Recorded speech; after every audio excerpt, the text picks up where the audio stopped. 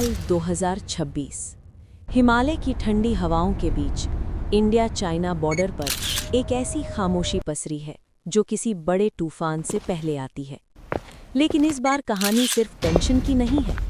ये कहानी है एक ऐसे सीक्रेट मिशन की जिसके बारे में बहुत कम लोग जानते हैं और जिसकी जड़ें जुड़ी हैं साल 2016 के उरी सर्जिकल स्ट्राइक से। क्या सच में भारत ने 2026 में कोई रिवेंज मिशन प्लान किया है, या ये सिर्फ एक स्ट्रेटेजिक गेम है जहां हर चाल सोच समझ कर चली जा रही है? आइए इस पूरी कहानी को समझते हैं शुरू से। साल 2016, जब उरी में भारतीय सेना के कैंप पर हमला हुआ तो पूरा देश गुस्से में था, और उसी गुस्से का जवाब था सर्जिकल स्ट्राइक। इंडियन आर्मी ने पहली बार खुले तौर पर सीमा पार जाकर आतंकियों के ठिकानों को निशाना बनाया। ये सिर्फ एक हमला नहीं था, ये एक मैसेज था कि भारत अब चुप नहीं बैठेगा। लेकिन कहानी यहीं खत्म नहीं हुई। साल 2020, गलवान वैली में भारत और चीन के सैनिक आमने सामने आ गए। ये टकराव इतना गंभीर था कि दोनों देशों के बीच रिश्ते अचानक बदल गए। उस रात बिना गोली चले लेकिन हाथापाई में कई सैनिकों की जान चली गई। उसके बाद से लद्दाख की पहाड़ियों पर लगातार तनाव बना हुआ है।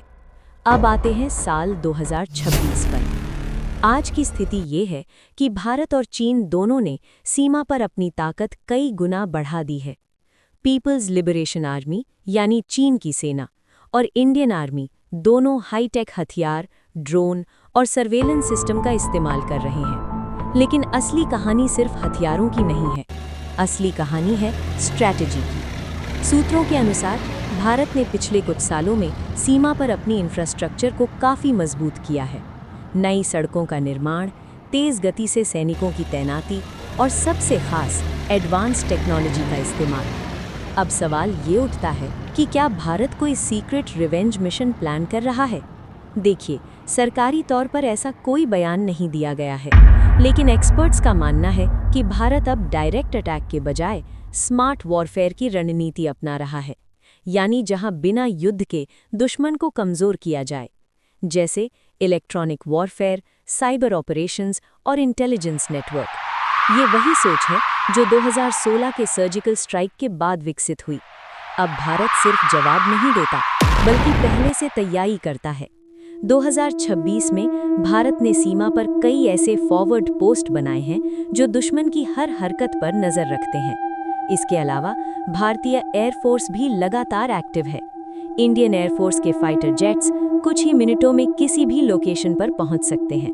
दूसरी तरफ चीन भी पीछे नहीं है, वो भी अपनी सेना को मॉडर्न बना रहा है और नई टेक्नोलॉजी पर काम कर रहा है। लेकिन फर्क यहाँ आता है, भारत का फोकस है डिफेंस और डिटरेंस, यानी दुश्मन को ये दिखाना कि अगर कुछ भी हुआ तो जवाब बहुत भारी होगा।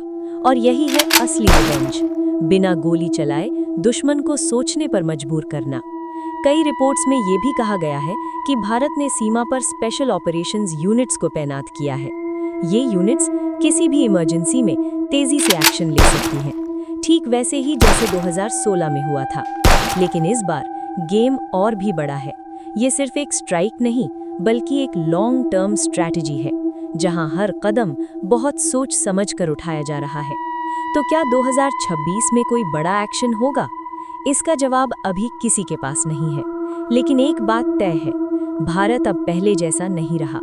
अब वो हर चुनौती के लिए तैयार है और हर हालात में अपने देश की रक्षा करने के लिए पूरी तरह सक्षम है। हिमालय की इन ऊंची चोटियों पर जहां हर दिन एक नई चुनौती होती है, वहीं पर लिखी जा रही है भारत की एक नई कहानी। एक ऐसी कहानी जहां ताकत सिर्फ हथियारों से नहीं, बल्कि दिमाग और रणनीति से दिखाई जाती है। और यही है 2026 की असली